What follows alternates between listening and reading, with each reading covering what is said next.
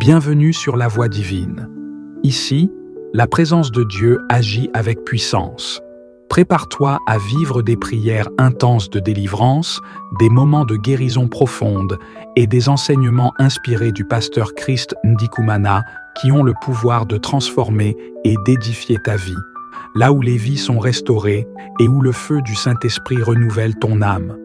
Tu as soif de changement, tu attends ton miracle, ou tu veux grandir dans la connaissance de la parole, tu es exactement au bon endroit. Alors ouvre grand ton cœur, installe-toi dans la paix du Seigneur et laisse Dieu te toucher au travers de cette prière puissante et de ses enseignements de vie. N'oublie pas de t'abonner à la Voie divine, activer la cloche de notification et partager ce moment pour bénir d'autres vies. Écoute la Voix divine qui te parle. Aujourd'hui peut être le jour de ta délivrance, de ta transformation et de ton édification. La prière seule ne suffit pas. La prière est nécessaire. Vous savez que dans la devise de Kangoka, il y a la prière de tous les jours. La prière, c'est la vie, mais j'aimerais qu'on comprenne que la prière seule ne suffit pas. Il y a des prières qui ne sont pas exaucées. Vous pouvez prier et attendre en vain. C'est ce qui fait que les gens sont frustrés, d'autres sont confus, ils ne comprennent pas pourquoi ils ne sont pas exaucés. Vous devez donc savoir qu'il y a des choses qui ont besoin d'être ajoutées à la prière. Nous verrons dans la Bible les exemples qui illustrent cela. Qu'est-ce qui bloque la prière? Qu'est-ce qui empêche la prière d'être exaucée? Qu'est-ce que vous avez besoin de faire pour que votre prière soit exaucée? Il faut d'abord savoir si c'est la volonté de Dieu pour que vous soyez exaucés. Car vous pouvez prier pour une chose et ne jamais l'obtenir parce que ce n'est pas la volonté de Dieu que vous obteniez cette chose. Cet enseignement est donc utile dans le cas où votre prière est conforme à la volonté de Dieu. Il y a des choses qui bloquent votre prière. Pourquoi? À cause de l'ignorance. La parole de Dieu dit: mon peuple périt faute de connaissance. Lisons aujourd'hui dans Matthieu chapitre 7 verset 7. Il est écrit: demandez et l'on vous donnera. Cherchez et vous trouverez. Frappez et l'on ouvrira. Il y a des portes que si vous les ouvrez, vous entrez directement. Mais il y en a d'autres qui sont fermées à clé. Vous devez donc frapper pour que la personne qui est à l'intérieur sache qu'il y a quelqu'un et que la personne vienne vous ouvrir. Lorsque vous frappez, la personne qui est à l'intérieur peut venir ouvrir parce que vous avez frappé. Souvent, lorsque vous ne frappez pas, la personne qui est à l'intérieur ne peut pas savoir si vous êtes là et ne saura pas que vous êtes derrière la porte à attendre que quelqu'un vienne ouvrir. C'est pourquoi certaines portes sont équipées d'une sonnette pour que la personne à l'extérieur annonce qu'elle est déjà arrivée. Dans la vie de tous les jours, il y a des choses que l'on obtient comme ça sans avoir même prié. Vous-même, vous savez qu'il y a des choses pour lesquelles vous avez prié et d'autres pour lesquelles vous n'avez même pas prié. Elles sont nombreuses. La parole de Dieu dit que Dieu accorde la lumière pour les bons et les méchants. Il y a beaucoup de choses que nous obtenons sans les avoir jamais demandées. Mais il y en a d'autres que nous avons besoin de demander dans la prière. Dans Jacques chapitre 4 verset 3, il est écrit: vous demandez et vous ne recevez pas parce que vous demandez mal dans le but de satisfaire vos passions. C'est pourquoi dans Matthieu chapitre 7 verset 7, Jésus dit: demandez et l'on vous donnera. Comment demande-t-on? Dans la prière. Lorsque vous demanderez quelque chose qui est conforme à la volonté de Dieu, vous l'obtiendrez. Mais Jésus ne s'arrête pas là. Il dit encore: cherchez et vous trouverez. Il y a des choses que vous n'obtiendrez jamais, à moins de les chercher. C'est bien de demander, mais ce n'est pas suffisant. Il y a des fois où vous pouvez demander, mais vous avez besoin de chercher aussi. Demander parfois ne suffit pas, il faut aussi chercher. Le verset dit encore: frappez et l'on ouvrira. C'est qui ouvrira?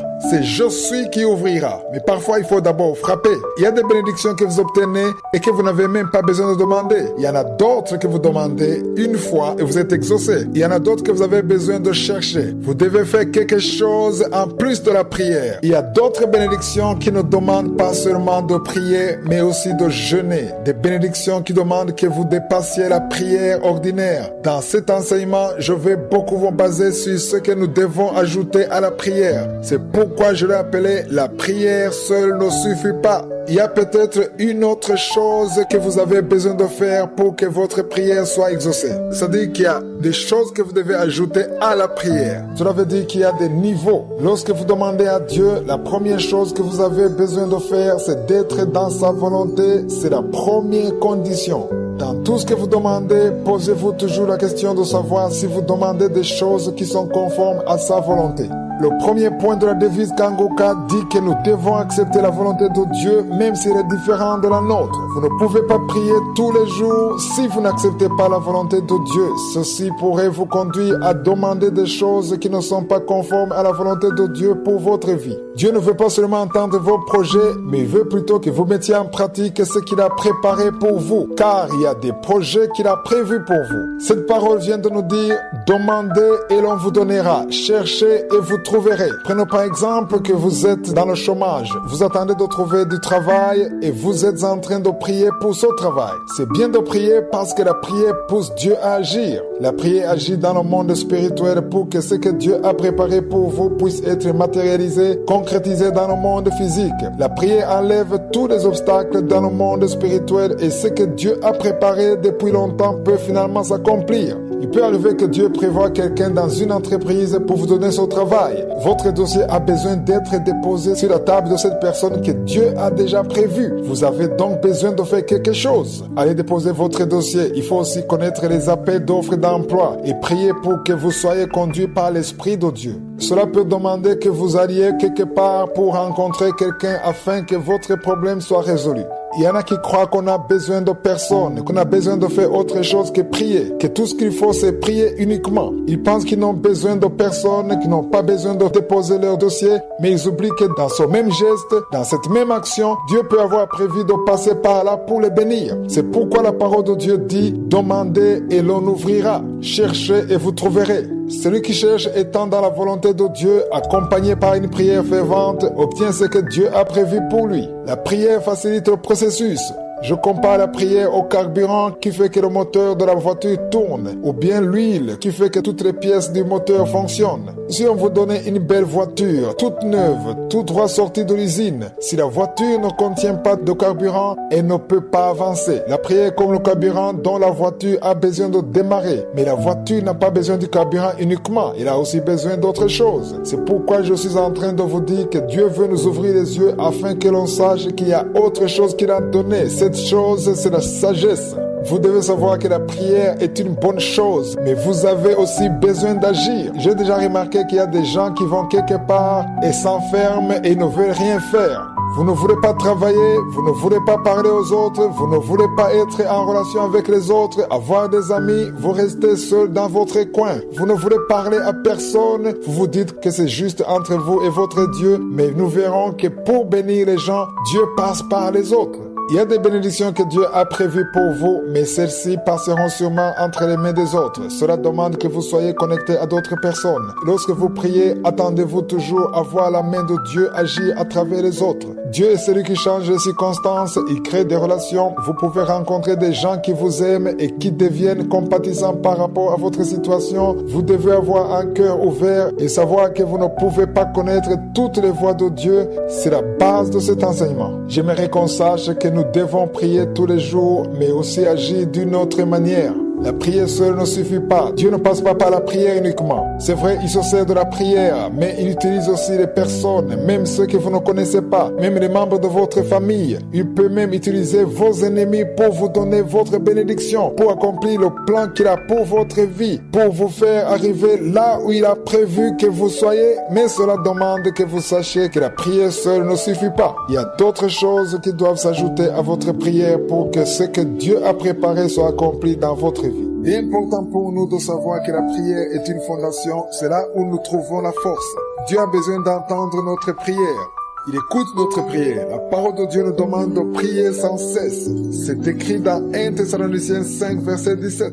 Nous devons prier tous les jours. Nous le savons tous, du moins ceux qui suivent cette émission régulièrement. C'est même un des points de la devise de Kangoka. Il est aussi important de savoir ce qui produit notre prière. Vous pouvez vouloir préparer de la bonne nourriture, mais si vous mettez votre plat dans une casserole et que vous la mettiez dans une cuisinière qui n'est pas allumée, si vous n'allumez pas la cuisinière, tout ce que vous aurez mis dans la casserole restera comme tel. Rien ne va changer. La prière est comme le feu nécessaire pour cuire votre nourriture. La prière accomplit le plan de Dieu. La prière fait que ce que Dieu a prévu soit accompli. Nous devons aussi savoir que dans l'accomplissement des plans de Dieu pour notre vie, il y a des choses que nous devons faire pour que cette prière puisse agir. Il y a une question qui revient souvent en ce qui concerne la sémence. Quand on parle de la sémence, on veut surtout parler de l'argent que l'on donne. Mais s'aimer ne s'applique pas seulement sur l'argent, mais c'est plutôt toute chose que vous faites. Chaque action que vous faites est une sémence. La sémence n'est pas seulement évoquée dans l'Ancien Testament, même dans le Nouveau Testament, on en parle. Lisons dans 2 Corinthiens 9, verset 6. Il est écrit, « Sachez-le, celui qui sème peu, moissonnera peu, et celui qui sème abondamment, moissonnera abondamment. » Cela veut dire que chaque chose que vous faites, vous sémez. J'ai vu pas mal de gens qui ne comprennent pas comment ce principe fonctionne. La sémence est une chose que Dieu a créée et qui s'applique en tout, même dans les paroles que vous prononcez. Les mots que vous dites à vos enfants, c'est une sémence que vous mettez en eux. La parole de Dieu dit que la bouche peut soit bénir, soit maudire. Tout ce que vous dites, tout ce que vous faites, votre attitude devant vos amis ou devant les serviteurs de Dieu, devant vos parents, partout où vous allez, dans tout ce que vous faites, c'est une sémence que vous sémez. Souvent les problèmes que nous connaissons, que ce soit dans nos familles, dans nos pays, c'est la récolte de ce que les autres ont semé avant nous. C'est pourquoi je vous dis de faire attention quand vous sémez. Chaque fois que vous sémez une bonne sémence, vous tracez le chemin pour vos enfants et même pour vos petits-enfants. Nous devons penser comme Dieu, ayons une bonne vision. Ne considérons pas uniquement notre propre vie, mais ayons à l'esprit que tout ce que nous faisons, c'est une sémence. Chaque geste que nous posons est une sémence. Chaque parole que nous disons est une sémence. Comme le verset que nous venons de lire le dit, ce que l'on sème, c'est ce qu'on récolte. Demain, nous parlerons de la sémence qui a été sémée. Je le répète, par la prière, la sémence qui a été sémée peut enfin croître. Le problème, c'est qu'aujourd'hui, les enfants de Dieu prient et veulent récolter ce qu'ils n'ont pas semé. Ils veulent recevoir des fruits alors qu'ils n'ont pas semé. Dans 2 Corinthiens 9, verset 6, il est écrit, « Sachez-le, celui qui sème peu moissonnera peu, et celui qui sème abondamment moissonnera abondamment. » Votre vie changera lorsque vous comprendrez ce verset comme cela a été le cas pour moi. Ma vie a complètement changé lorsque j'ai compris ce verset. Prenez ce verset et méditez-le. Il ne concerne pas uniquement l'argent, mais il fonctionne pour tout. Dans tout ce que vous faites, dans votre famille, dans votre société, dans votre entreprise, dans votre ministère, dans votre mission d'évangélisation, ce verset vous permettra de réaliser beaucoup de choses. La prière seule ne suffit pas. Si vous n'avez pas encore compris ce verset, c'est-à-dire le verset 2 Corinthiens chapitre 9 verset 6, la prière seule ne suffit pas. C'est important que vous compreniez pourquoi cela. Parce qu'il y a des gens qui prennent la prière comme de la magie. C'est comme aller dans un champ que vous n'avez pas cultivé et commencer à arroser et attendre que du maïs pousse ou bien des bananes alors que vous n'avez rien semé. Si vous n'avez rien semé, il n'y aura pas de récolte. La prière est comme la pluie qui fait croître la sémence. C'est comme de l'engrais qu'on met dans la terre ou comme du fumier. Même s'il y a du fumier, rien ne peut pousser si la sémence n'a pas été plantée.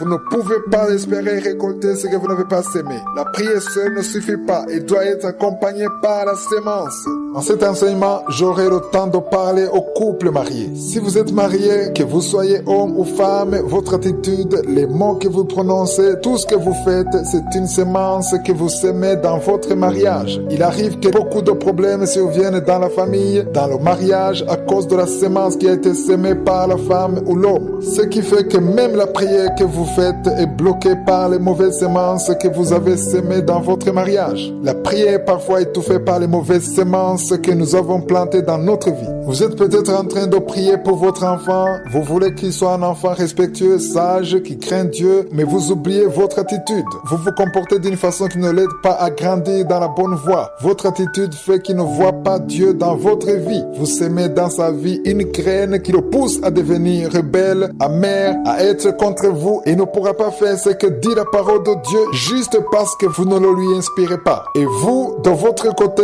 vous voyez Satan et vous ignorez que c'est vous-même qui avez ouvert la porte à Satan. Nous ouvrons la porte à Satan chaque fois que nous plantons une mauvaise graine, chaque fois que nous sémons quelque chose qui n'est pas bon. Si nous revenons sur l'argent, vous êtes peut-être dans une situation de dette, tout est bloqué et vous allez devant Dieu, vous entamez un jeûne de 40 jours pour que votre situation financière change et vous oubliez que tout tourne autour du principe de la sémence de la récolte. Si vous ne partagez jamais ce que Dieu vous a donné avec les autres, si vous n'aidez jamais les pauvres, les veuves, les orphelins, si vous ne soutenez jamais l'œuvre de Dieu, tout tourne autour de vous. Vous n'avez jamais semé en aidant les autres, cela veut dire que vos actes bloquent la prière. Votre prière cherche au moins une sémence qu'elle pourrait faire croître et elle n'en trouve point. Je vous ai déjà dit que la prière est comme du fumier. C'est comme de l'engrais chimique qu'on met dans la terre afin que la sémence qui a été plantée puisse bien grandir. Mais elle ne pourra pas faire croître une sémence qui n'existe pas. Avant la fin de cet enseignement, nous en reparlerons. Je vous montrerai que si vous semez une mauvaise sémence dans la vie de votre femme, là je parle de votre comportement, si vous la maltraitez, si vous ne lui témoignez aucun amour, aucune affection, même si vous allez devant Dieu pour prier afin que votre femme vous respecte, pour qu'elle soit une bonne femme selon la parole de Dieu, votre prière cherchera une sémence à faire croître et elle ne pourra pas la trouver. La prière cherche une bonne sémence à faire croître. Je le répète, la prière cherche une sémence à faire croître. Mis à part la prière, apprenons à semer une bonne sémence, car la bonne sémence aura besoin de la pluie ou de l'eau. Elle aura besoin de l'entretien. C'est ça le rôle de la prière.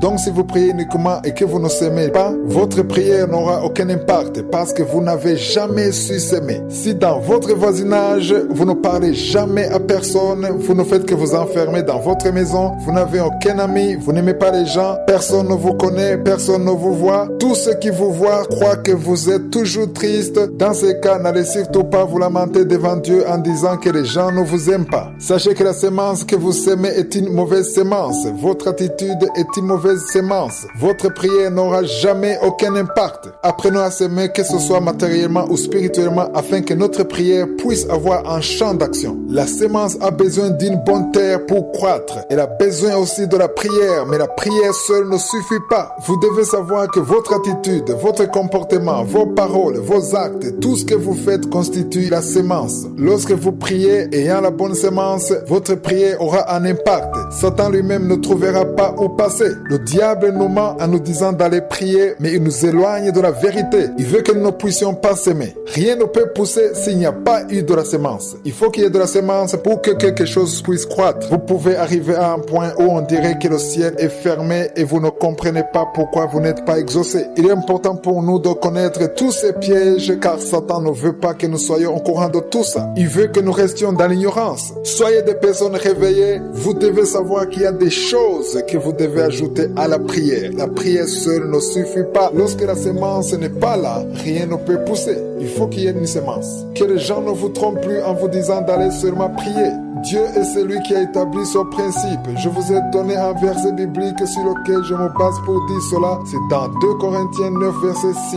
Aujourd'hui, nous allons voir une autre chose qui peut bloquer la prière. Lisons dans Ésaïe 59, verset 1 à 2. Il est écrit: Non, la main de l'Éternel n'est pas courte pour sauver, ni son oreille trop dure pour entendre. Mais ce sont vos crimes qui mettent une séparation entre vous et votre Dieu. Ce sont vos péchés qui vous cachent sa face et l'empêchent de vous écouter. Vos péchés font que Dieu n'entende pas les prières que vous faites. C'est vrai, vous êtes en train de prier, vous jeûnez même, mais si vous vivez dans le péché, vos péchés peuvent bloquer votre prière. C'est ce que nous venons de lire. C'est pourquoi avant d'aller devant Dieu dans la prière, assurez-vous que vous avez une vie de sanctification. Chaque fois qu'il y a une voix à l'intérieur de vous qui vous accuse, répentez-vous. La parole de Dieu dit que tous ceux qui sont conduits par l'Esprit de Dieu sont fils de Dieu. C'est écrit dans Romains 8, 14. Lorsque vous vivez dans le péché, que ce soit dans l'adultère, le mensonge, la haine, la jalousie, chaque chose que vous faites et que vous savez que c'est opposé à la parole de Dieu, cela bloque votre prière. Votre prière n'arrive pas à atteindre Dieu.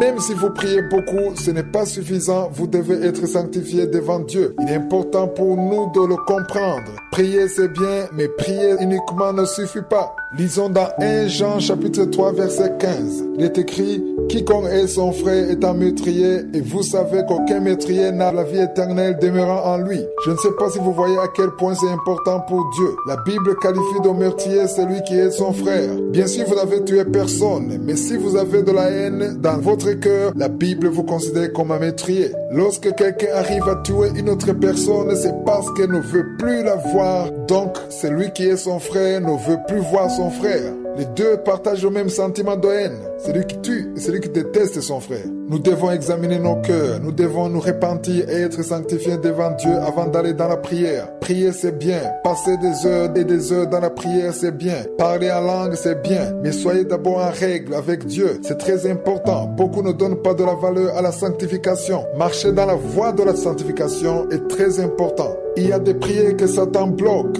Comment le fait-il? Il se sert du péché. Il y a un péché avec lequel vous marchez, un péché qui ouvre la porte à Satan, et Satan prend appui sur son péché afin de bloquer votre prière. C'est pourquoi dans Ésaïe 59, verset 2, il est écrit: mais ce sont vos crimes qui mettent une séparation entre vous et Dieu. Ce sont vos péchés qui vous cachent sa face et l'empêchent de vous écouter. Dans la première partie de cette émission, j'ai invité les gens à se repentir afin de recevoir le salut, mais j'aimerais vous dire que même si vous avez accepté Jésus-Christ comme votre Seigneur et votre Sauveur, le verset que nous venons de lire dans 1 Jean chapitre 3 vous concerne. Dans ce passage, Jean écrit à ses enfants spirituels, c'est-à-dire les enfants qui étaient sauvés. Ils avaient reçu le salut, mais étaient encore liés par le péché. Ils étaient encore liés par la haine. Certains n'aimaient pas leurs frères en Christ. Cela veut dire que cette haine existe même parmi les enfants de Dieu, parmi ceux qui disent qu'ils sont sauvés. Quand on lit dans Ésaïe 59, il y en a ceux qui disent que ce passage ne les concerne pas parce qu'on parle de ceux qui n'étaient pas encore sauvés, mais vous devez savoir que même ceux qui sont sauvés ont besoin de la sanctification. Même si vous avez déjà accepté Jésus-Christ, vous avez besoin d'une vie de sanctification. Pour que vous puissiez avoir un travail, cela demande que vous soyez en contact avec une personne. Pour que votre dossier arrive dans le bureau de l'employeur, vous devez faire quelque chose, déposer votre dossier. Nous avons vu que la prière est liée au principe de la sémence et de la récolte. Nous avons lu dans 2 Corinthiens 9, verset 6, où il est écrit: sachez-le, celui qui sème peu, moissonnera peu, et celui qui sème abondamment, moissonnera abondamment. Il y a des gens qui se trompent en disant que lorsqu'ils prient beaucoup, c'est là où ils ont une grande récolte alors qu'ils ont peu sémé. Je le répète, il y a des gens qui croient qu'en priant beaucoup, et même en jeûnant beaucoup, ils vont beaucoup récolter alors qu'ils n'ont même pas sémé. J'ai expliqué que la prière fait croître la sémence qui a été sémée. Nous devons donc être des personnes réveillées, apprenons à s'aimer, non pas seulement en donnant de l'argent, mais même dans notre attitude, dans nos actes, les bonnes œuvres. Nous devons nous séparer du péché. Nous avons déjà vu que le péché sépare l'homme de Dieu. Les péchés peuvent bloquer la prière. Nous l'avons vu la semaine passée. Le diable cherche toujours à nous atteindre. Il est capable de nous faire croire que la prière seule suffit alors que ce n'est pas vrai. Vous êtes peut-être en train de prier pour votre mariage. Vous voulez vous marier, mais Dieu a préparé une circonstance dans laquelle il veut que vous rencontriez votre mari ou votre femme. Cela peut être dans la fraternité. Si vous êtes une personne qui n'aime pas être avec les autres, vous restez dans votre coin parce que vous vous dites que vous êtes en train de prier.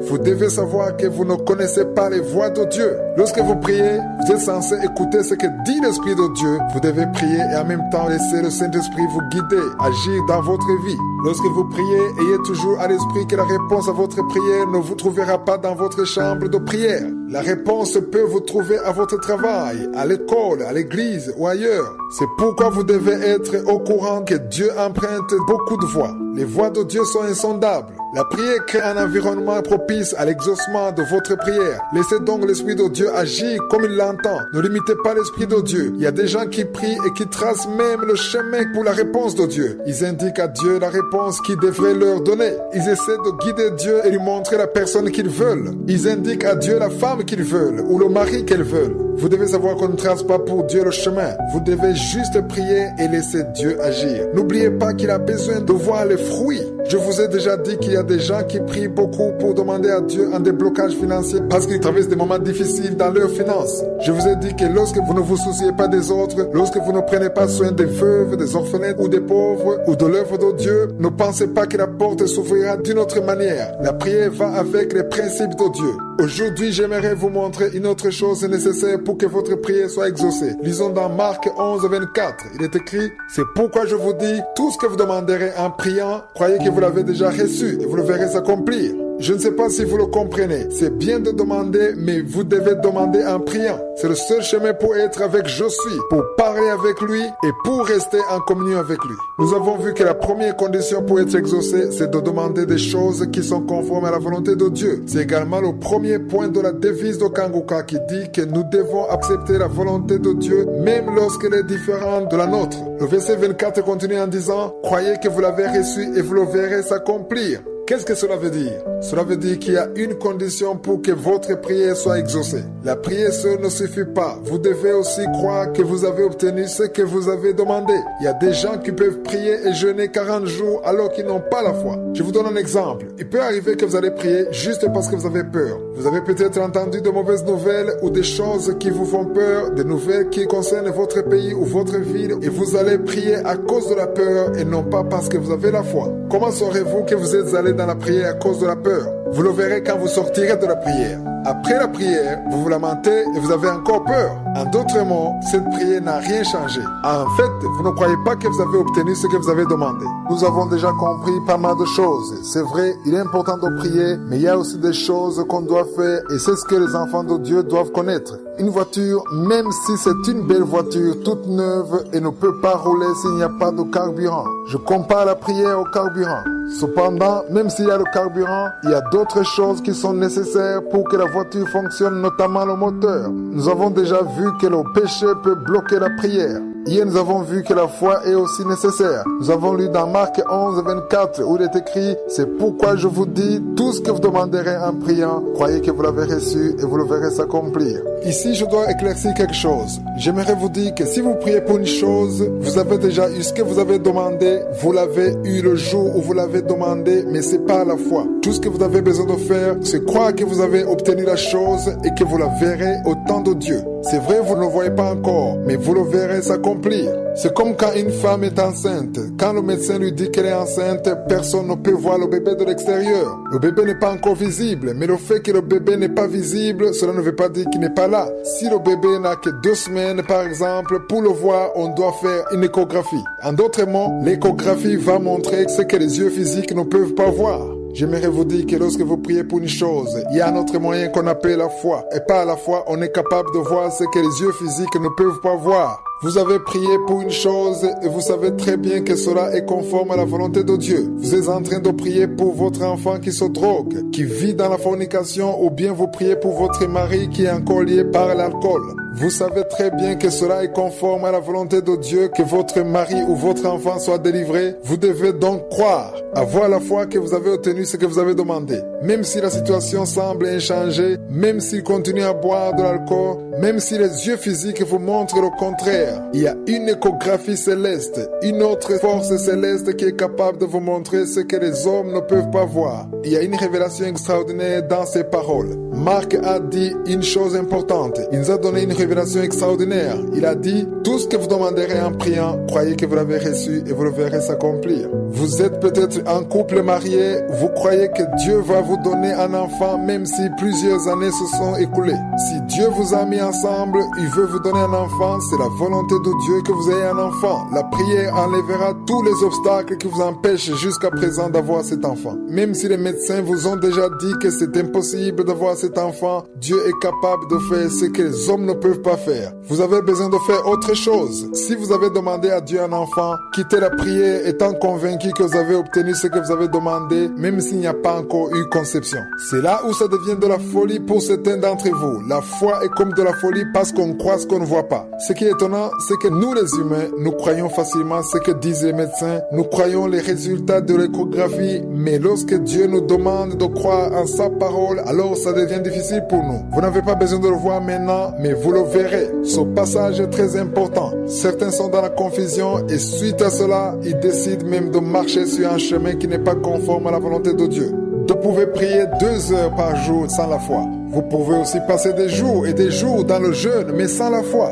Vous pouvez prier pour une situation quelconque et quitter votre prière étant dans les lamentations. Pourquoi est-ce que vous vous lamentez? Parce que vous ne croyez pas que vous avez obtenu ce que vous avez demandé. Il y a une attitude de quelqu'un qui a déjà obtenu ce qu'il a demandé et une attitude de celui qui n'a pas encore obtenu. Je vous ai donné l'exemple d'une femme enceinte. Une femme enceinte a une attitude qui montre réellement qu'elle attend un enfant. Vous la verrez par son habillement, dans sa nourriture, dans tout ce qu'elle fait. Elle pense à l'enfant qui est dans son ventre et ne mange pas n'importe quoi, n'importe comment, à n'importe quelle heure et ne prendra pas n'importe quel médicament. Il est important de vous comporter comme celui qui a obtenu la chose demandée si vraiment vous y croyez. Lorsque vous priez, vous devez être content de la chose que vous ne voyez pas encore, mais que vous avez obtenue par la foi. Beaucoup de personnes me demandent alors s'il faut arrêter de prier, puisqu'ayant demandé, vous croyez que vous avez obtenu ce que vous avez demandé. Non, il faut toujours continuer à prier. La prière qu'il faut continuer à faire, c'est l'action de grâce. Beaucoup de personnes me disent que le samedi, elles ont mis la main là où elles souffraient. Lorsque le samedi suivant arrive, elles mettent la main et rendent grâce à Dieu qui a déjà donné la guérison. Même si vous n'avez rien senti, même si vous ne voyez pas la guérison, si vous avez prié, croyez que vous êtes guéri. La prochaine fois que je vais prier pour les malades, mettez la main là où vous souffrez et commencez à remercier Dieu pour la guérison parce que vous avez déjà cru que vous êtes guéri.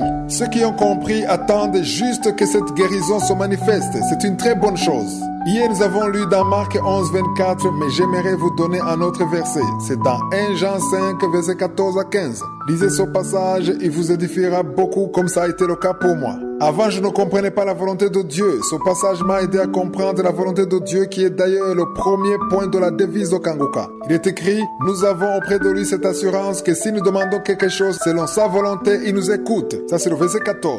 Aujourd'hui, peut-être vous êtes en train de demander des choses qui sont contraires à la volonté de Dieu. Votre prière n'aura pas d'effet. Au verset 15, il est écrit, et si nous savons qu'il nous écoute, quelque chose que nous demandions, nous savons que nous possédons la chose que nous lui avons demandée. J'aimerais qu'on comprenne qu'il est primordial d'avoir la certitude que ce que l'on demande à Dieu est conforme à sa volonté. Après cela, le verset qui se trouve dans Marc 11, 24 sera plus efficace. Vous aurez alors besoin de la foi, une foi qui vous dit que vous avez obtenu ce que vous avez demandé. Moi-même, il y a des choses que j'ai demandées à Dieu, je ne les ai pas encore vues, mais je me réjouis comme si je les avais déjà obtenues alors que je ne les ai pas encore vues physiquement. J'ai la foi que j'aurai ce que j'ai demandé parce que je sais que c'est la volonté de Dieu. Lorsque vous savez que ce que vous avez demandé est conforme à la volonté de Dieu, il ne reste plus qu'une seule chose et c'est le temps de Dieu. Chaque fois que vous entendez des témoignages des gens qui ont été guéris, cela veut dire que leur temps est arrivé. Une personne réveillée ne se lamente pas et ne jalouse pas les autres et ne s'énerve pas parce que les autres sont guéris,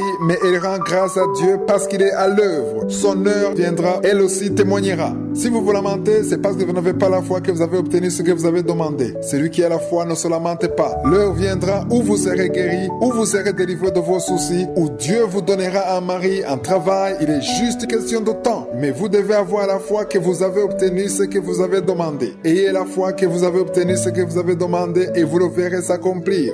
Nous allons parler d'une autre chose nécessaire pour que la prière soit exaucée. Dieu n'aime pas du tout la paresse. La paresse peut bloquer votre prière. Elle peut faire en sorte que les bénédictions que Dieu a préparées pour vous n'arrivent pas jusqu'à vous. Je vais beaucoup en parler car c'est une chose qui est visible parmi les enfants de Dieu. Lisons dans 2 Thessaloniciens chapitre 3 verset 10. Il est écrit, car lorsque nous étions chez vous, nous vous disions expressément, si quelqu'un ne veut pas travailler, qu'il ne mange pas non plus. Beaucoup de gens aiment le succès, mais ils n'aiment pas le travail. Ils veulent évoluer, mais ils ne veulent pas payer le prix. Ils veulent devenir riches, mais ils ne veulent pas travailler. Le travail est le moyen que Dieu utilise pour bénir ses enfants. Si vous priez et qu'en même temps vous êtes paresseux, cette paresse bloquera votre prière. C'est un problème que nous rencontrons souvent. Même parmi les élèves ou les étudiants, il y en a ceux qui prient beaucoup pour réussir alors qu'ils ne révisent même pas. Ils ne préparent rien du tout. Si vous ne révisez pas, même si vous avez la foi et que vous priez beaucoup, cela ne vous servira à rien. Prier, c'est bien, mais vous devez aussi travailler. Dieu bénit le travail, l'œuvre de nos mains. Les gens sont parfois jaloux lorsque quelqu'un d'autre est béni, mais ils ne savent pas que c'est Dieu qui a béni son travail. C'est bien de prier, mais si vous ne travaillez pas, vous ne pourrez jamais avancer. Aucune œuvre de Dieu, aucun travail qui glorifie Dieu ne peut avancer s'il n'y a pas de travail. Les exemples sont nombreux. Mettons de côté les choses spirituelles. Parlons un peu des choses de la vie courante. Voyons les athlètes connus mondialement. Si vous analysez leur vie, vous verrez que leur succès n'a pas été parachuté du ciel. Ils ont travaillé, ils ont fait beaucoup d'exercices. Ils ont dû suivre une certaine discipline pour pouvoir obtenir la médaille d'or. Prier, c'est bien, avoir la foi, c'est bien, mais vous devez aussi travailler. Lorsque vous ne travaillez pas, il est impossible d'avoir un résultat satisfaisant. Aujourd'hui, il y a beaucoup de personnes qui sont sauvées à travers Kangoka, d'autres sont délivrées, d'autres guéries. Plus de 100 personnes par mois sont sauvées. Ils se répandent et acceptent Jésus-Christ comme leur Seigneur et leur Sauveur. Tout cela demande du travail. L'équipe Kangoka travaille sans relâche. Moi-même, je travaille 12 heures par jour pour que nous puissions obtenir un résultat pareil. Si je priais uniquement, cela ne serait pas possible. Mais cela ne veut pas dire non plus que je ne prie pas. Je prie tous les matins. Je ne peux pas me lever sans prier, mais je dois aussi travailler. J'arrive au bureau à 6h45 et je rentre la nuit pour que l'œuvre de Dieu puisse avancer. Il serait donc insensé de dire que puisque vous avez un appel de Dieu, vous allez juste prier. Vous devez aussi travailler. Il est vrai que j'ai une équipe d'intercesseurs. Je vous demande aussi souvent de prier pour nous, mais si je ne travaillais pas beaucoup, cette œuvre ne pourrait pas avancer. Vous aussi qui m'écoutez, même si vous n'êtes pas évangéliste, vous êtes peut-être un commerçant ou un fonctionnaire, c'est vrai, vous priez, vous donnez aussi, vous s'aimez dans l'œuvre de Dieu, vous soutenez l'œuvre de Dieu, mais pour réussir, vous allez devoir travailler, adopter des stratégies, donner votre temps et votre énergie. Réussir ne demande pas juste d'avoir la foi, mais vous devez aussi travailler. Je ne vais pas beaucoup m'attarder sur ce sujet, mais si vous lisez dans le livre des Proverbes, vous verrez que Dieu est contre la paresse. Dieu aime le travail. Quand Jésus choisissait ses disciples, il est trouvé à leur travail. Il a trouvé Pierre en train de pêcher. Il n'a trouvé personne dans la paresse. Le problème que nous rencontrons souvent, c'est une mentalité que je vais chasser parmi ceux qui me suivent. C'est que beaucoup restent à ne rien faire parce qu'ils n'ont pas de travail. Ne restez pas les bras croisés. Si vous avez terminé vos études et que vous n'avez pas encore trouvé du travail, vous devez quand même faire quelque chose. Le travail doit être notre mode de vie. Aujourd'hui, plusieurs enfants de Dieu vivent dans le désordre. Ils vivent ainsi parce qu'ils se disent qu'ils prient et cela suffit. Prier c'est bien, mais il faut aussi éviter le désordre. Dieu passe par le travail pour vous bénir en réponse à votre prière. La prière cherche une semence à faire croître, un travail à bénir. Dans Deutéronome chapitre 2 verset 7 il est écrit « Car l'Éternel ton Dieu t'a béni dans tout le travail de tes mains ». Dieu veut que tout le monde travaille. Vous devez travailler si vous n'êtes pas malade. Le problème que je rencontre souvent, c'est que les chrétiens à qui je donne ce message, ils me demandent comment ils peuvent travailler alors qu'ils n'ont pas de travail. Certains ont tout fait, ils ont déposé partout, mais ils n'ont rien trouvé. Le problème, c'est le fait de croire que si on ne trouve pas du travail où on est payé, alors on ne peut pas travailler. Par conséquent, on doit rester à la maison, à regarder la télévision. J'aimerais vous dire que même si vous n'avez pas un contrat, Jésus vous a déjà appelé. Il veut que vous travaillez. Vous devez travailler et éviter la paresse.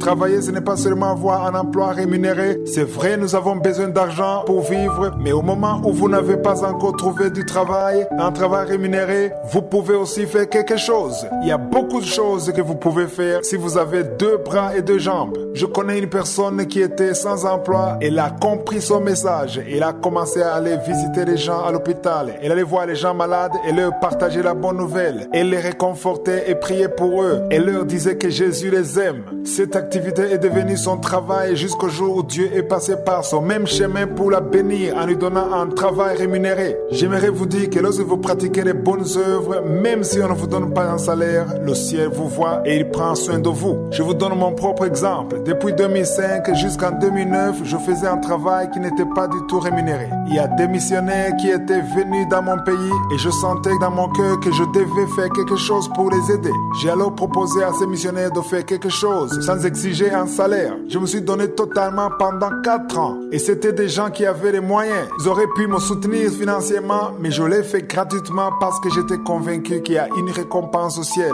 J'aimerais vous dire que le fait d'avoir travaillé 4 ans sans rémunération, juste pour soutenir l'œuvre de Dieu, Dieu a passé par son même chemin pour me connecter à la personne qui est devenue le premier partenaire de mon ministère. Ma vie a été transformée à cause de cette personne. Dieu considère le cœur.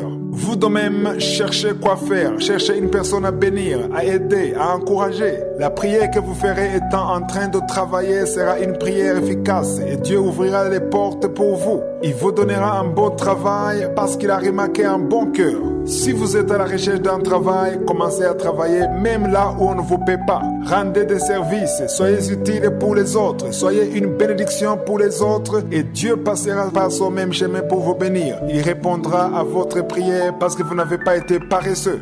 La prière est nécessaire. Chaque enfant de Dieu doit avoir une vie de prière régulière. Il doit prier tous les jours. Je vous ai donné un exemple que la prière est comme le carburant dont la voiture a besoin pour démarrer ou pour fonctionner. Une voiture qui n'a pas d'essence ne peut pas fonctionner. La prière est la force des enfants de Dieu. La devise de Kangoka dit que nous devons prier tous les jours parce que si vous avez une vie de prière, vous recevez la force qui vient de Je suis, une force qui vous permet de faire ce que vous ne pourriez jamais accomplir de vous-même. Nous avons déjà vu que Dieu aime le travail. Si vous êtes à la recherche d'un travail, il y a une chose qui attend que vous fassiez, une étape à franchir et qui s'ajoute à la prière. Nous avons aussi vu qu'il y a une sémence nécessaire pour que votre prière fasse croître cette sémence. La sémence est tout ce que vous faites. Les gens ont tendance à prier alors qu'ils n'ont pas sémé. Cette prière ne sera pas efficace. La prière est comme de l'engrais chimique qui fait que ce que vous avez sémé puisse croître. Je vous ai déjà dit que cette semaine, nous verrons ce qui est nécessaire pour que la prière familiale ou la prière pour la famille ait un impact.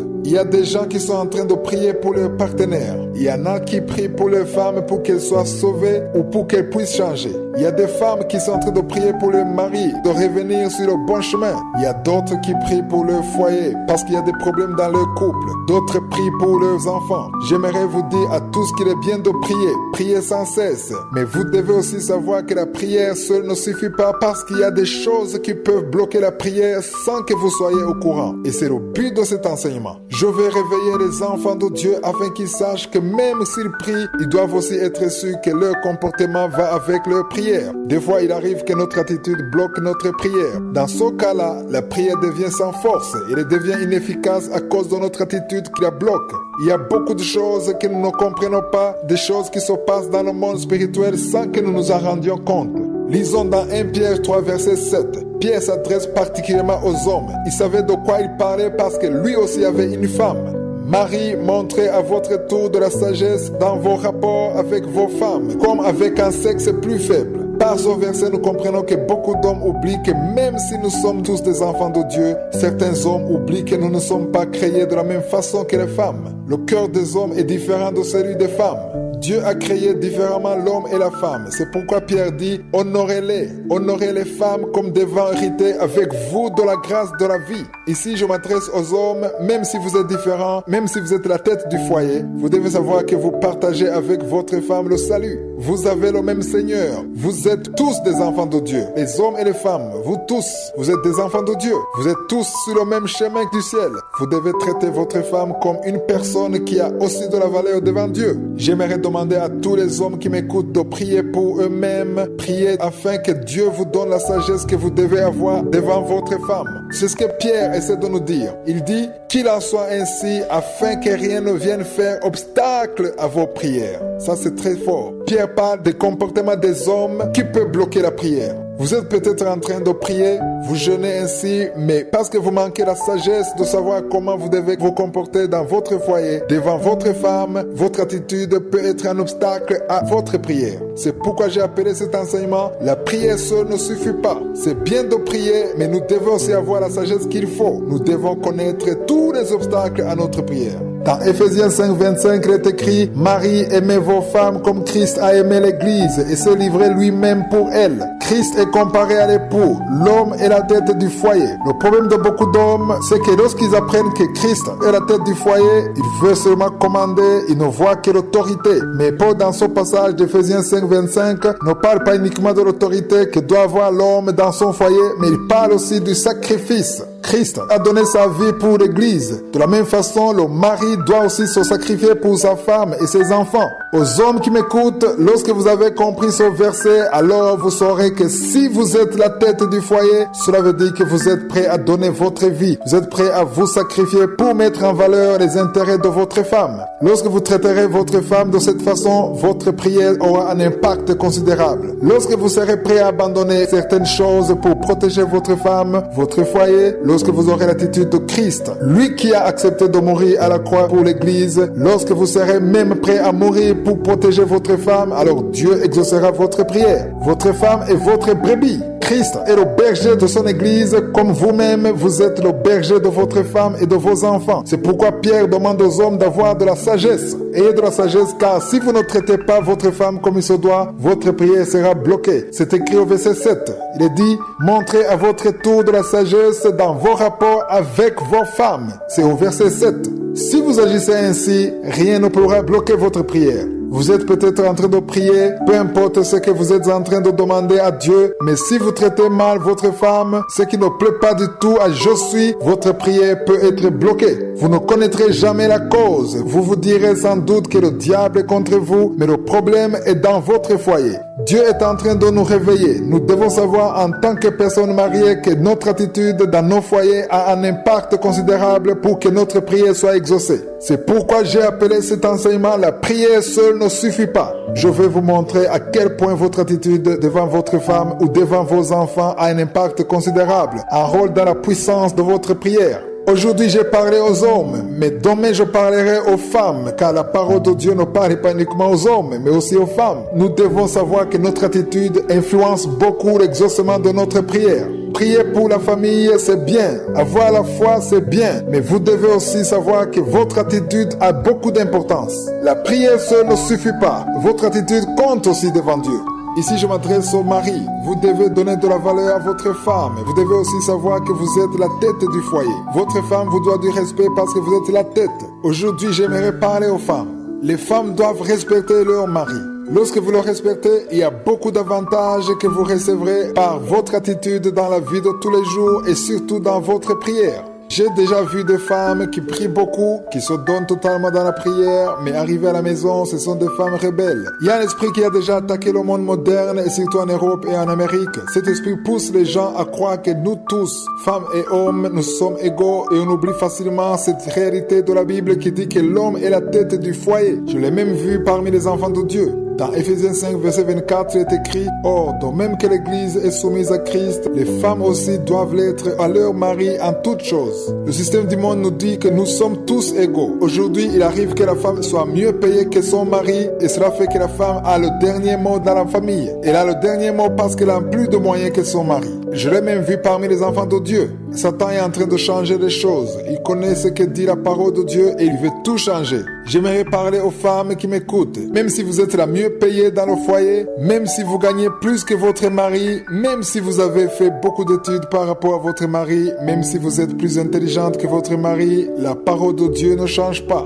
Notre Dieu est un Dieu de principe. C'est bien de prier, c'est bien de jeûner, mais vous devez aussi mettre en pratique la parole de Dieu. Vous devez aussi savoir que Dieu agit toujours à travers sa parole. Tous ceux qui vous disent de ne pas accepter l'autorité que Dieu a mise dans votre mari, tout simplement parce que vous gagnez plus d'argent que lui, tous ceux qui vous le disent vous trompent. Lorsque Dieu vous regarde dans votre foyer, il voit votre mari comme la tête du foyer. C'est ainsi que la parole de Dieu le dit. Dans Éphésiens 5, 24, il est dit « Or, de même que l'Église est soumise à Christ, les femmes aussi doivent l'être à leur mari en toutes choses. » Lorsque vous résistez, lorsque vous ne vous soumettez pas, cela veut dire que votre prière sera bloquée. C'est comme mettre un bâton dans les roues d'une bicyclette. Votre prière devient inefficace. Elle perd sa force parce que vous n'avez pas accompli la parole de Dieu. Prier, c'est bien, mais soyez sûr que vous êtes en train de mettre en pratique la parole de Dieu. J'aimerais vous montrer une autre chose. Lisons dans 1 Pierre 3, verset 1 à 2. Il y a des femmes qui nous disent, en tant que serviteurs de Dieu, qu'elles ont tout fait pour que leur mari soit sauvé,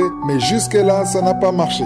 Et nous disent alors que la situation est sans issue. Je vais vous montrer ce que dit la parole de Dieu, parce que vous savez que je me base sur la parole de Dieu dans tout ce que je vous dis. Dans 1 Pierre 3, verset 1 à 2, on dit « Femmes, soyez soumises à vos maris, afin que si quelques-uns n'obéissent point à la parole de Dieu, ils soient gagnés sans parole par la conduite de leurs femmes, en voyant votre manière de vivre chaste et réservée. » Les maris peuvent être gagnés sans la parole. Ils peuvent être attirés par la conduite de leur femme. Vous devez donc savoir que votre attitude peut permettre à votre mari d'être sauvé alors que vous ne lui avez même pas prêché la bonne nouvelle. Votre prière peut être bloquée par votre attitude. Beaucoup ne l'ont pas encore compris et surtout ces jours-ci, il est très difficile à une femme de respecter complètement son mari. Certains nous disent qu'elles ne peuvent pas respecter leur mari parce qu'elles ont raison dans la plupart des cas. Il y en a même qui nous disent qu'ils ne respectent pas leur mari parce qu'ils font beaucoup d'erreurs. D'autres disent qu'ils n'ont pas d'expérience en tant que mari. En d'autres termes, ils ne savent pas se comporter comme de bons maris. Si vous pensez ainsi, toutes ces justifications sont devenues une source de conflit dans les couples aujourd'hui. La parole de Dieu ne change pas et ne peut pas changer parce qu'il y a le modernisme.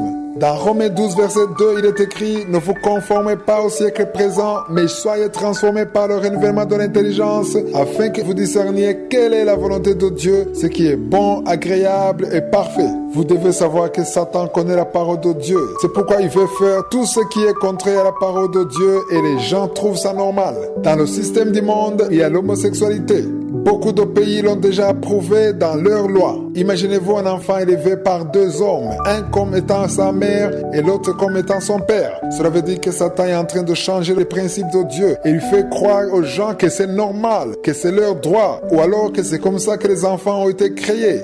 Cela est soutenu par les scientifiques, alors que c'est faux. C'est un mensonge du diable. C'est ce qui fait qu'il y a pas mal de problèmes actuellement dans le monde, parce que le monde est contrôlé par Satan. Jésus lui-même a appelé Satan le prince de son monde. Ceux qui ont la sagesse de Dieu n'ont pas la sagesse de son monde. Ils connaissent et suivent la parole de Dieu. La parole de Dieu dit que l'homme doit épouser une femme. La parole de Dieu dit qu'il est interdit à un homme de coucher avec un autre homme. C'est écrit dans la Bible. Satan le sait et il veut pousser aux gens de faire le contraire. Retournons maintenant sur notre sujet. Aux femmes mariées qui m'écoutent, si vous voulez que Dieu descende dans votre prière, si vous voulez qu'il descende dans votre vie, vous devez respecter votre mari.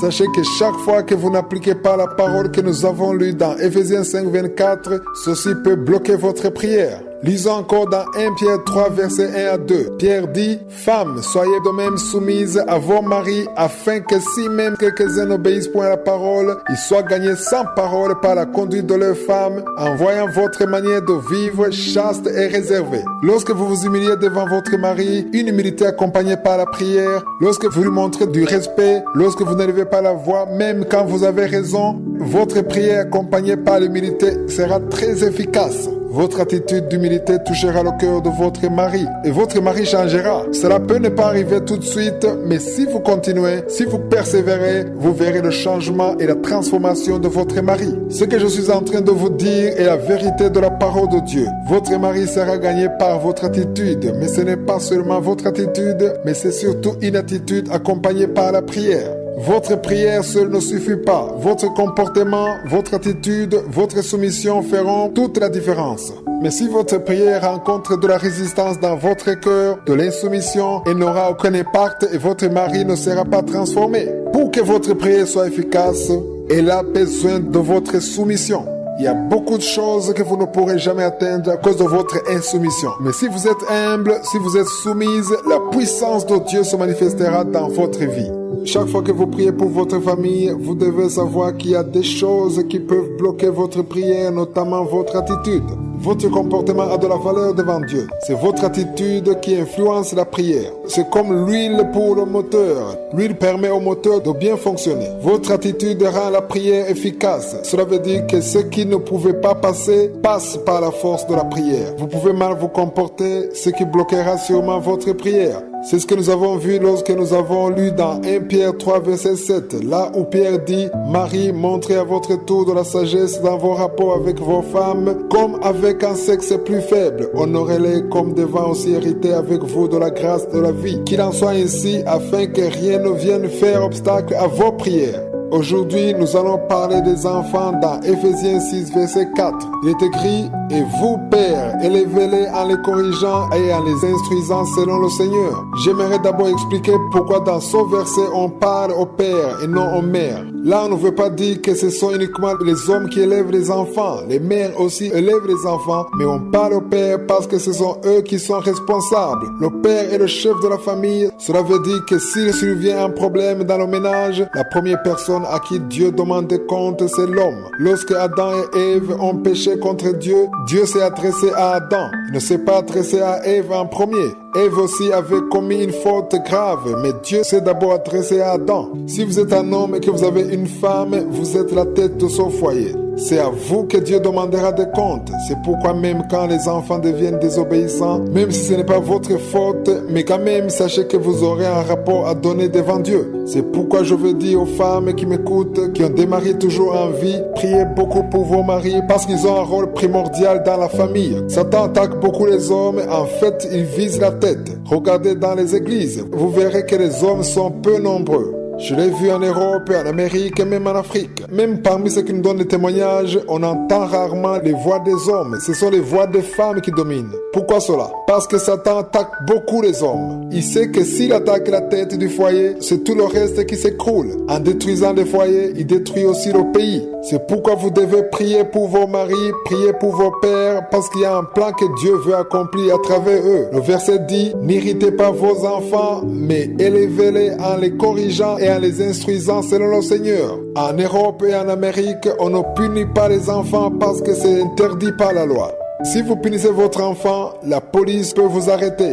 Vous pouvez être emprisonné et même votre enfant peut vous être enlevé. Cela veut dire que c'est le système du monde qui est contre la parole de Dieu. La parole de Dieu dit dans Proverbe 29, verset 17, « Châtie ton fils et il te donnera du repos et il procurera des délices à ton âme. » Au verset 15, il est écrit, « La verge et la correction donnent la sagesse, mais l'enfant livré à lui-même fait honte à sa mère. » L'enfant doit être puni, mais le problème que les gens rencontrent aujourd'hui, c'est que s'ils punissent leurs enfants, ils sont menacés par la loi. Pourquoi cela? Parce que le diable veut bloquer la parole de Dieu. Il veut que l'on fasse des choses qui sont contraires à la parole de Dieu. Dans Ephésiens 6, verset 4, il est dit, « N'irritez pas vos enfants, mais élevez-les en les corrigeant et en les instruisant selon le Seigneur. » Corriger votre enfant, c'est bien, mais même si vous le faites, vous devez aussi lui montrer de l'affection.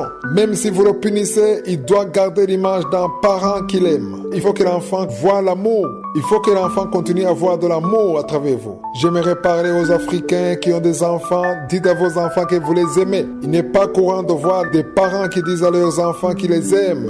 Mais faites-le quand même. Je m'adresse particulièrement aux Africains. Dites à votre enfant que vous l'aimez, car même quand vous le punirez, il saura que vous l'aimez. Ceux qui maltraitent leurs enfants, qui les traitent injustement, devraient savoir que ce comportement peut bloquer leur prière. Votre prière est efficace lorsque vous traitez bien vos enfants en les conduisant selon la parole de Dieu. C'est là qu'ils seront des enfants bien éduqués par la force de la prière. Une prière qui est conforme aux principes bibliques.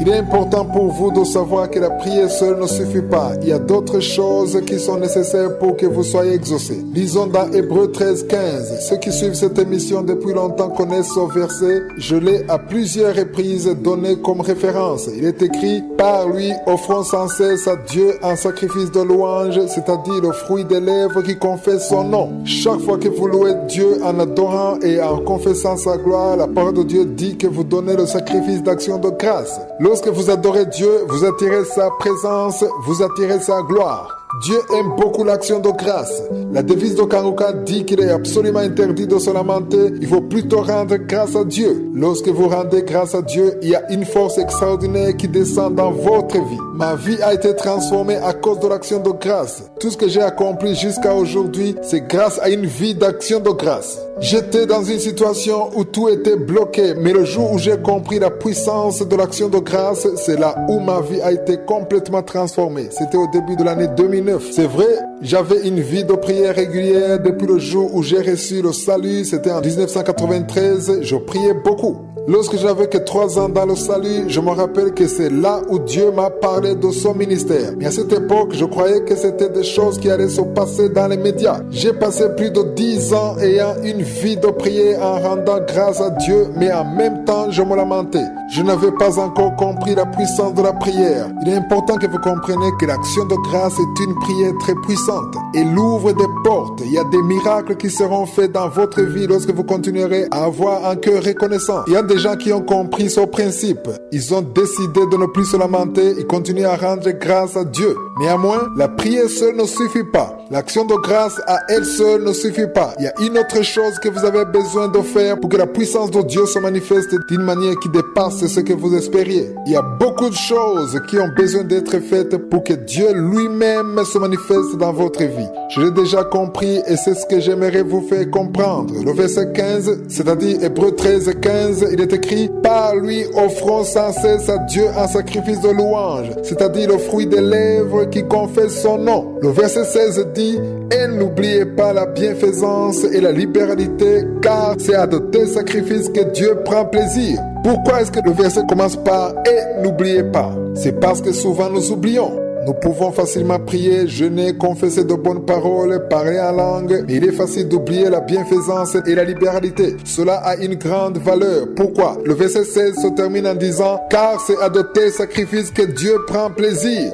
Dieu veut votre action de grâce. C'est vrai, il aime la prière, il aime quand vous jeûnez, mais il est très satisfait quand vous avez un cœur qui donne. La bienfaisance honore et glorifie Dieu. Pourquoi? Nous devons comprendre que nous devons donner quelque chose. On ne rend pas grâce à Dieu parce qu'on le veut, mais on rend grâce à Dieu parce qu'il y a quelque chose qu'il a fait dans nos vies. Vous devez louer Dieu tout le temps. Votre bouche ne doit pas se lamenter. Hier, nous avons lu également au verset 16 de Hébreux 13 qui dit « Et n'oubliez pas la bienfaisance et la libéralité, car c'est à de tels sacrifices que Dieu prend plaisir. » Nous oublions souvent la bienfaisance et la libéralité. Pourquoi Dieu aime la générosité?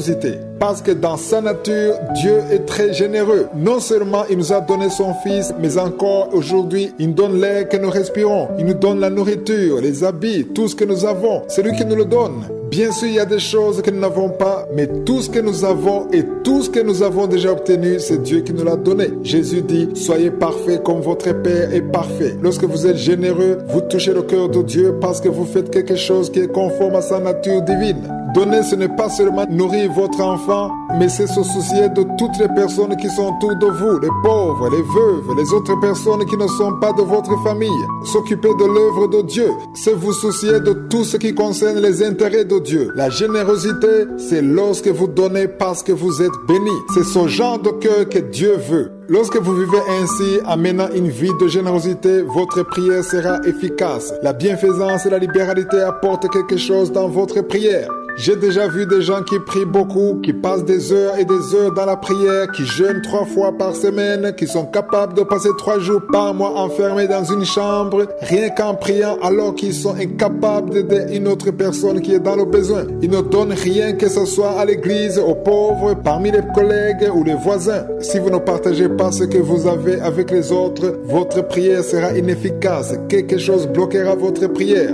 La prière seule ne suffit pas, mais elle devient efficace lorsque vous avez un cœur qui donne, un cœur qui partage. Si votre frère en Christ a un problème, s'il a perdu un travail et que de votre côté vous êtes content de ce qui lui est arrivé, vous êtes content de ceux qui souffrent et vous êtes malheureux quand les autres sont bénis, alors vous devez savoir que votre prière ne peut pas être efficace.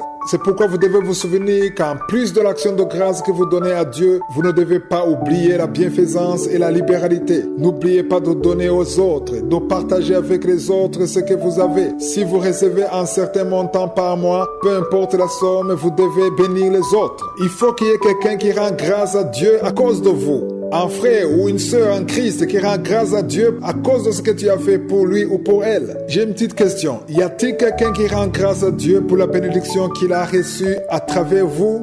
Normalement, il devrait y avoir quelqu'un qui rend grâce à Dieu pour la bénédiction que tu lui as donnée. Si vous n'avez pas l'habitude de donner, certaines portes ne vous seront pas ouvertes car la principale clé pour l'exaucement de votre prière, c'est un cœur qui donne, un cœur généreux. C'est pourquoi il est écrit au verset 16, c'est-à-dire Hébreux 13 et 16, « Et n'oubliez pas la bienfaisance et la libéralité car c'est à de tels sacrifices que Dieu prend plaisir. » Et un cœur généreux, c'est ce qui fera que votre prière aura un impact et même les portes fermées seront ouvertes. Donc vous devez savoir que vous bloquez vous-même votre prière. Dieu veut voir notre générosité.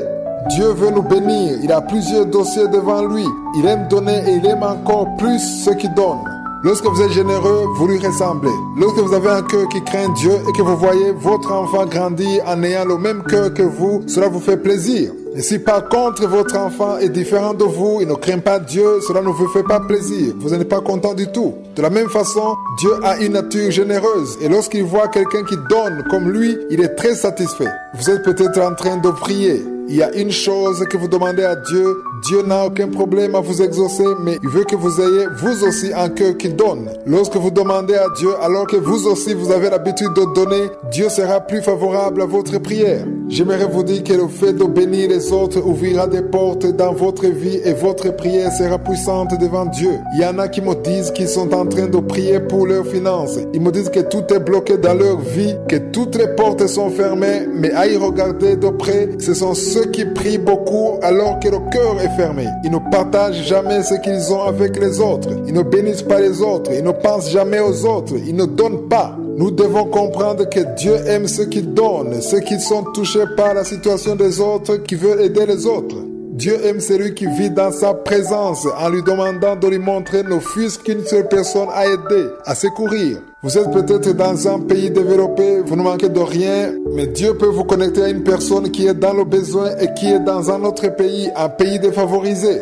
Dieu veut des gens qui aident les autres, qui soutiennent les pauvres, qui veulent soutenir son œuvre. Si vous faites tout ça, vous avez un cœur généreux, votre prière sera reçue favorablement. Dans Hébreux 13:16, il est écrit « Et n'oubliez pas la bienfaisance et la libéralité, car c'est à de tels sacrifices que Dieu prend plaisir. » Pourquoi la Bible nous demande de ne pas oublier? Parce que souvent nous oublions. C'est bien de prier, c'est bien d'aimer la présence de Dieu, mais vous ne devez pas oublier la bienfaisance et la libéralité. N'oubliez pas de soutenir les pauvres, l'œuvre de Dieu. N'oubliez pas de venir en aide aux veuves. N'oubliez pas d'aider les pauvres, car devant Dieu, c'est un acte qui a une grande valeur. La bienfaisance est une bonne chose, mais il y en a d'autres qui le font alors qu'ils ne prient pas. Ça aussi, ce n'est pas bien. Il y a ceux qui font de bonnes œuvres sans avoir une vie de prière. Je vous ai déjà dit que la prière est comme le carburant. Vous pouvez faire tout ça et être bloqué dans tout ce que vous faites. Vous pouvez être bloqué par les mauvais esprits. La prière détruit tous les mauvais esprits et détruit les obstacles, tout ce qui peut bloquer le plan de Dieu et tout ce que Dieu a préparé. Le plan de Satan est détruit par la prière, mais n'oubliez pas la bienfaisance et la libéralité. Lorsqu'on se soucie des intérêts de Dieu, il y a une chose spéciale qui est accomplie dans notre prière. Vous devez avoir une vie de prière, mais prier en ayant un cœur généreux. L'objectif de cet enseignement, c'est d'enlever tout esprit d'égoïsme dans nos cœurs. Que toute racine d'égoïsme soit déracinée en nous, enlevant le mur qui nous bloque et nous empêche de voir les autres qui sont autour de nous. Ne priez pas en vous considérant uniquement, mais vous devez vous soucier des autres. Réjouissez-vous avec ceux qui se réjouissent et pleurez avec ceux qui pleurent. Si vous êtes en train de demander à Dieu votre guérison et que vous entendez les témoignages de ceux qui ont été guéris, soyez contents, rendez grâce pour tous ceux qui sont guéris, manifestez un cœur qui se soucie des autres, soyez contents avec ceux qui sont contents. Si vous n'avez pas d'enfants et que vous entendez ceux qui témoignent en disant qu'elles ont conçu, rendez grâce à Dieu pour elles. Votre prière sera efficace. Dieu verra que vous ne vous souciez pas de vous-même uniquement, mais surtout que vous vous souciez des autres. En d'autres mots, votre prière est efficace lorsque Dieu voit l'amour dans votre cœur. Mais je sens que je devrais retourner en arrière sur le passage que nous avons déjà vu. C'est dans Hébreux 13, versets 15 à 16. Je voudrais attirer votre attention sur le verset 17. On nous parle de l'honneur que nous devons à nos conducteurs dans l'église ou dans un ministère. Il est écrit « Obéissez à vos conducteurs et ayez pour eux de la déférence, car ils veillent sur vos âmes comme devant en rendre compte. » Celui qui vous enseigne la parole de Dieu, qui vous conduit spirituellement, aura un rapport à donner devant Dieu. Si vous partagez la parole de Dieu à quelqu'un, vous devez aussi prier pour la personne.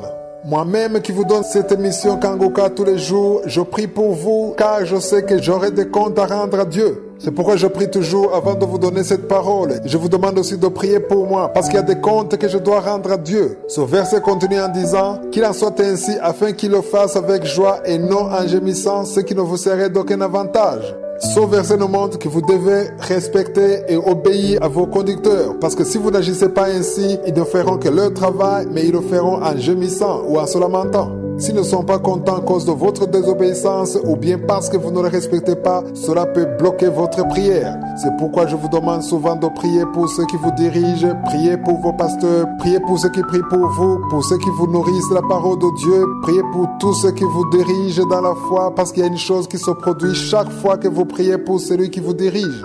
Je me suis rendu compte que la plupart, au lieu de prier pour le pasteur, ils les critiquent, ils les insultent et les calomnient. Vous devez savoir que si vous n'acceptez plus la direction de celui qui est au-dessus de vous, tout ce que vous avez à faire, c'est de quitter, car si vous ne le faites pas, vous vous attirez des problèmes. Votre prière sera bloquée par de mauvaises paroles que vous prononcez sur les dirigeants que Dieu vous a donnés. Priez pour que Dieu vous guide et vous montre un endroit où vous sentez que votre esprit est en paix, mais aussi un endroit où vous serez à l'aise de prier pour votre conducteur, pour votre pasteur. Si vous commencez à insulter votre pasteur alors que vous reconnaissez que c'est un conducteur qui est là et qui a été établi par Dieu, vous devez savoir que même si vous passez des heures dans la prière, même si vous passez 40 jours dans le jeûne, il y a une force qui ne pourra pas être manifestée dans votre prière aussi longtemps que vous ne serez pas en bon terme avec votre pasteur. C'est pourquoi le verset 17 dit: obéissez à vos conducteurs et ayez pour eux de la déférence, car ils veillent sur vos âmes, comme devant en rendre compte. Qu'il en soit ainsi, afin qu'ils le fassent avec joie et non en gémissant, ce qui ne vous serait d'aucun avantage. J'aimerais insister sur ce point avant de continuer sur la générosité, car c'est aussi une chose qui peut bloquer la prière. Retenons sur le sujet d'hier. Je vous ai dit que Dieu veut un cœur qui donne. Nous l'avons vu au verset 16, dans Hébreux 13, verset 16. Il est écrit: et n'oubliez pas la déférence et la libéralité, car c'est à de tels sacrifices que Dieu prend plaisir. Pour terminer cet enseignement, c'est-à-dire la prière seule ne suffit pas, nous allons parler de la puissance de la prière, une prière accompagnée par la bienfaisance et la libéralité. La générosité ouvre les portes. Il y a une force extraordinaire dans le fait de partager avec les autres. Même si vous priez beaucoup, si vous ne donnez pas, si vous ne vous souciez pas des autres, des veuves, des orphelins, des gens qui sont dans le besoin, s'il n'y a personne qui est béni par vous, cela veut dire qu'il y a quelque chose qui manque dans votre prière. La prière est puissante lorsque vous avez un cœur qui donne et Dieu voit votre cœur. Pourquoi Dieu considère-t-il votre cœur? Parce que vous demandez à Dieu de vous donner quelque chose, mais vous, de votre côté, vous ne donnez jamais aux autres. Je ne sais pas si vous le comprenez. Vous voulez bien que Dieu vous donne alors que vous ne donnez rien à personne. Mais si vous demandez à Dieu étant en train de donner aux autres, Dieu sera favorable à votre prière et vous donnera aussi à votre tour. Dieu veut des gens qui donnent, car donner est extrêmement important pour Dieu. Lisons dans Actes 10, versets 1 à 4. Lisez ce passage attentivement. On parle d'un centenier romain du nom de Corneille. Ce qui m'a étonné, c'est que Corneille était un étranger. Il n'était pas un Israélite. Il ne connaissait pas encore la vérité. Il ne connaissait pas encore Jésus. C'est ce qui est le plus étonnant. Il n'avait pas encore accepté Jésus-Christ. Il n'était pas du tout sauvé, mais il avait une vie de prière et il donnait beaucoup. Le verset 2 dit: cet homme était pieux et craignait Dieu avec toute sa maison. Il faisait beaucoup de monde au peuple et priait Dieu continuellement. Cela veut dire que sa prière était efficace à cause de son aumône. Il est écrit: il priait Dieu continuellement. En d'autres mots, il mettait en pratique le deuxième point de la devise de Kanguka qui dit que nous devons prier tous les jours. Ce passage m'a beaucoup enseigné. Même si vous ne priez pas comme il faut, peut-être parce que vous n'avez jamais appris à prier, peut-être vous êtes encore jeune dans la foi, vous devez savoir que si vous avez réellement un cœur qui donne et un cœur qui craint Dieu, comme c'était le cas pour Corneille qui ne connaissait pas la vérité, Dieu vous enverra un ange comme il a fait pour Corneille. Au verset 4, il est écrit: les regards fixés sur lui et saisi d'effroi, il répondit: qu'est-ce que Seigneur? Et l'ange lui dit: tes prières et tes aumônes sont montées devant Dieu et il s'en est souvenu. Si vous priez beaucoup, vous devez savoir que Dieu ne veut pas uniquement votre prière. Il veut aussi voir votre générosité, ce que vous donnez. Si vous priez et qu'en même temps vous donnez, Dieu s'en souviendra et il y a quelque chose de spécial qui sera accompli dans votre vie. Lorsque vous priez et qu'en même temps vous donnez, tout en ayant un cœur qui cherche Dieu, il est écrit dans Apocalypse 5, verset 8, que votre prière monte devant Dieu comme un parfum de bonne odeur. Cela veut dire que si vous avez de la générosité, il y a quelque chose qui touche le cœur de Dieu. L'ange a visité Corneille et lui a dit: tes prières, tes aumônes sont montées devant Dieu et il s'en est souvenu. J'espère que vous avez appris quelque chose de spécial durant cet enseignement. Je vous invite à relire vos notes car il y a beaucoup de choses que vous comprendrez. Vous verrez que votre prière a certainement été bloquée par telle ou telle chose. Si vous décidez de changer d'attitude, vous témoignerez que les portes ont désormais été ouvertes pour vous dans le nom de Jésus. Passez un excellent week-end. Je vous bénisse. Y a-t-il rien qui soit étonnant de la part de l'Éternel? Ça, c'est la question fondamentale. Est-ce qu'il y a quelque chose qui soit étonnant de la part de l'Éternel? Rien n'est impossible.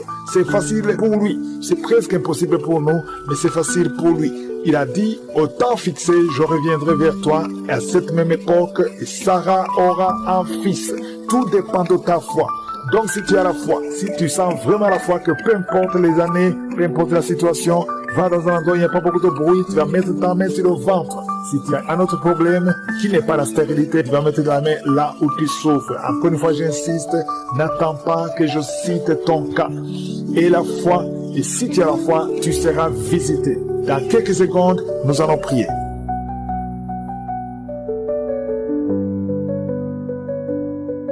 Dieu de gloire, éternel des armées, Père éternel, je viens devant toi dans le nom de Jésus. Je te rends grâce et je te remercie pour tous les témoignages. Tu es le même hier, aujourd'hui, éternellement. Tu es Sabaoth, tu es Rapha, tu es Tsidkenu, tu es Nissi. Tu n'as pas changé. Je te remercie pour la visitation. Je te remercie pour tous les enfants qui sont nés à travers ces prières. Je te montre toutes les femmes qui sont enceintes maintenant. Je prie pour tous ces bébés. Je brise tout esprit de fausse couche. Merci pour la visitation. Il y a des femmes qui sont visitées d'une façon extraordinaire. Il y a une femme qui est en train de crier. Tu es par terre, tu t'agites, tu es enceinte.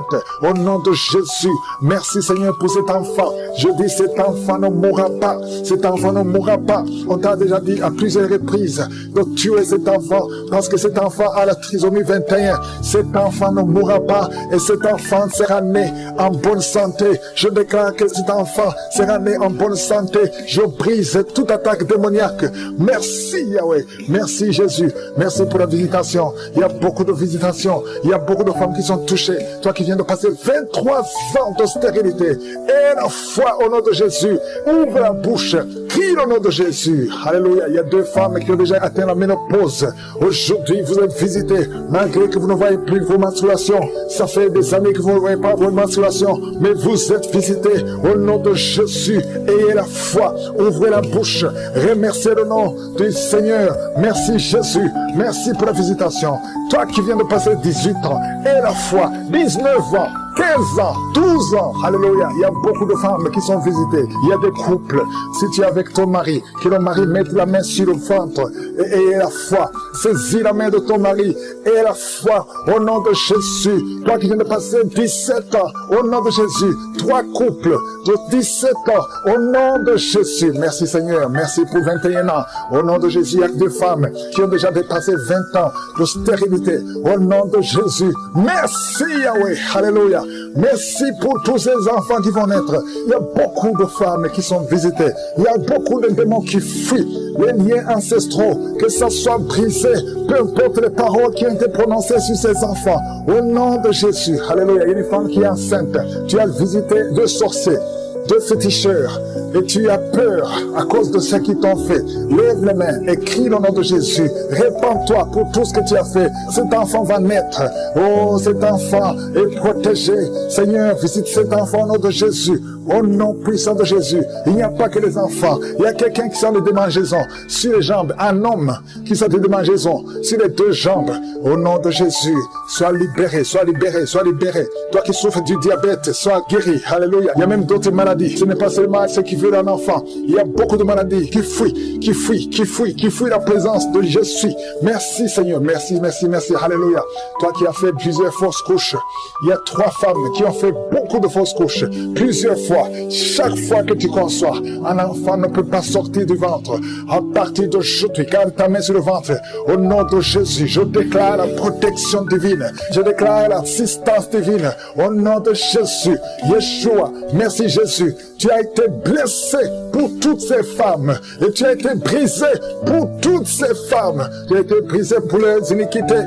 Au nom de Jésus, le châtiment qui devait tomber sur elle, alléluia, ce châtiment est tombé sur toi. Par tes meurtrissures, toutes ces robes sont guéries, alléluia. Que la malédiction prenne fin aujourd'hui. Il y a quelqu'un qui prie, c'est même un homme. Tu sens beaucoup de douleur au niveau du dos, côté gauche. Mets la main là où tu souffres. Il n'y a pas que les femmes enceintes.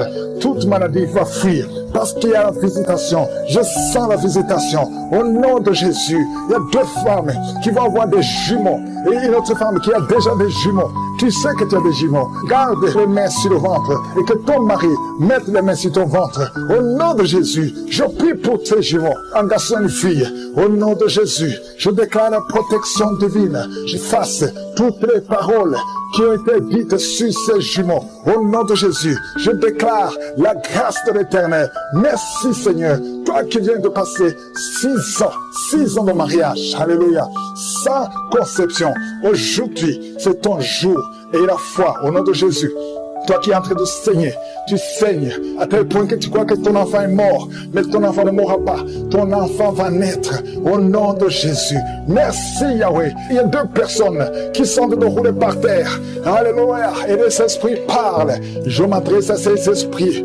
vous allez sortir. Sortez, sortez, sortez, sortez. Au nom de Jésus, je vous ordonne de sortir. Laissez les enfants de Dieu. Au nom puissant de Jésus, toi qui as des cauchemars, toi qui es menacé par l'esprit de la mort, aujourd'hui, et la foi, confesse le nom de Jésus. Merci Seigneur. Alléluia. Il y a quelqu'un qui a perdu la connaissance.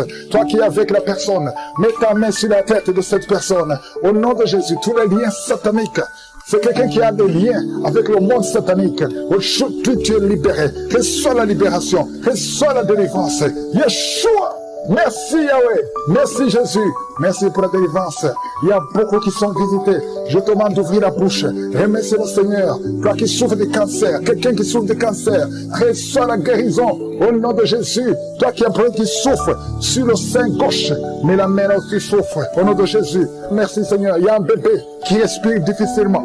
Ça fait des mois que son bébé respire difficilement. Mets la main sur son bébé. Au nom de Jésus, je déclare que son bébé retrouve la bonne respiration. Au nom puissant de Jésus. Quelqu'un qui vient de passer 25 ans sans conception et la foi au nom de Jésus. Merci Seigneur. Merci pour la visitation. Merci pour ta puissance. Merci parce que tu touches beaucoup de gens. Que tout le monde loue le Seigneur. Que tout le monde loue le Seigneur. Ouvre la bouche. Remercie le Seigneur parce qu'il n'a pas changé. C'est le même hier. C'est le même aujourd'hui. Merci pour les témoignages. Merci pour tous ces bébés. Tous ces enfants qui vont naître. Pour ta gloire. À toi seul l'honneur. À toi seul la richesse. Le pouvoir pour des siècles et des siècles. C'est dans le nom puissant de Jésus que j'ai prié. Amen.